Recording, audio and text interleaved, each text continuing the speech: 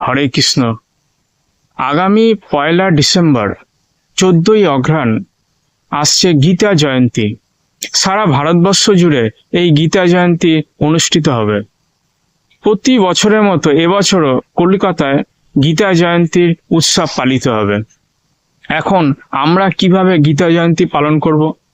যদি আমরা কোনো মন্দির বা কোনো উৎসব বা মঞ্চে বা কোনো ধর্মীয় স্থানে উপস্থিত থাকতে নাও পারি, তো আমাদের বাড়িতে যে গীতা আছে সেই গীতার উপরে একটি ফুল রাখবেন এবং শুদ্ধাচারে স্নান করে শুদ্ধ বস্ত্র পরিধান করে গীতা পাঠ করবেন।